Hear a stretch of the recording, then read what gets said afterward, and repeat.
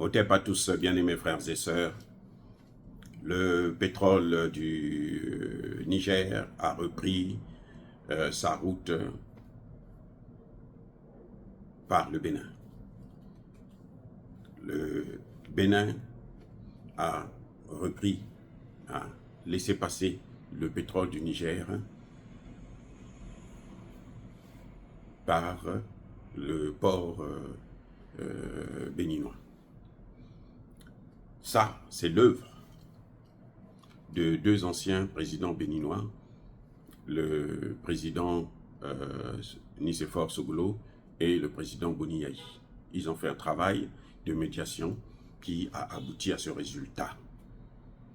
Il faut les saluer et je pense que ce sont eux qui ont poussé qui ont fermé la gueule de Patrice Talon. Parce que depuis un certain temps, il s'est tué. Vous voyez que le pétrole passe par le Bénin maintenant, mais il n'en parle pas.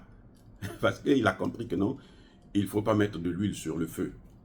Et il est le grand perdant. Ceux qui disaient que le Niger va perdre, le Bénin aussi va perdre, c'est faux. C'est le Niger qui perd.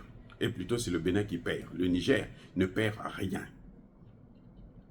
Ça va retarder un peu, mais il ne perd rien puisqu'il y a une autre voie qui est celle du Tchad qui avait commencé à être exploitée et qui, d'ailleurs, continue toujours à être exploitée.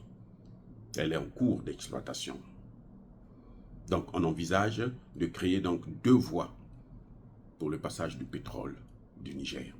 Parce que si le Bénin, demain, vous savez, là où il y a la France, ben, il faut toujours s'attendre à ce que ça change. Puisque le président béninois, c'est un pantin, c'est le paillasson de Macron, donc il faut s'attendre à tout. Et c'est pour ça que je trouve idéal et même objectif de exploiter la voie du Cameroun, du port camerounais, via le Tchad. C'est juste un pipeline de 600 km, donc c'est très facile. En quelques mois, on peut déjà le construire avec le développement de la technologie chinoise dans le domaine. Donc c'est quelque chose de très facile à faire. Bref, le Niger doit comprendre une chose. On dit chez nous, quand tu manges avec un chien à côté, il faut toujours avoir le bâton. Parce qu'à tout moment, il peut sauter sur ta nourriture.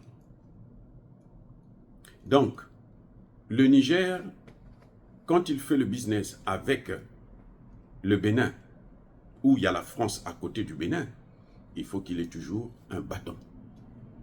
Et ce bâton pour le Niger, là, c'est le pipeline qui part du Niger vers le Tchad.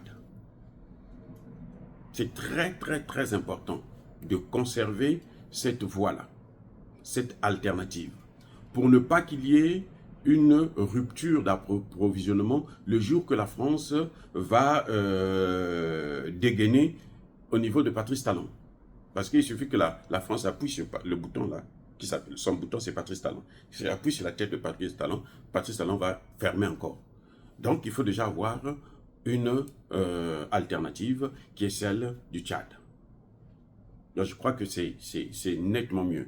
Et apparemment ça devrait être même moins coûteux que celle du Bénin. Parce que les dirigeants béninois, vous savez, les dirigeants africains, malheureusement, tant qu'ils ne sont pas panafricanistes, on ne peut pas leur faire confiance. On fait confiance aux dirigeants panafricanistes. Mais tant qu'ils ne sont pas panafricanistes, ne faites jamais confiance à ces dirigeants. Regardez comment Bassirou vous a baisé la gueule avec Sanko.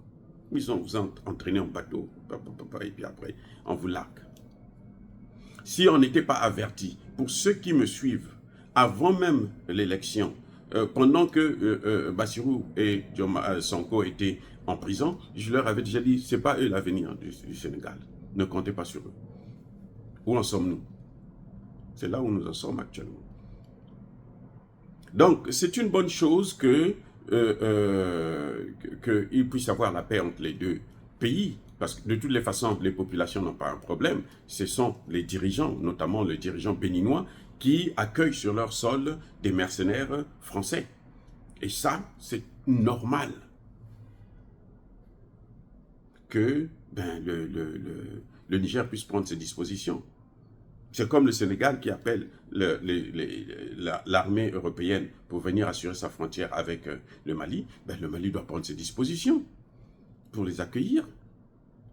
Au cas où ils débordaient de leur mission, quittaient leur sol pour venir.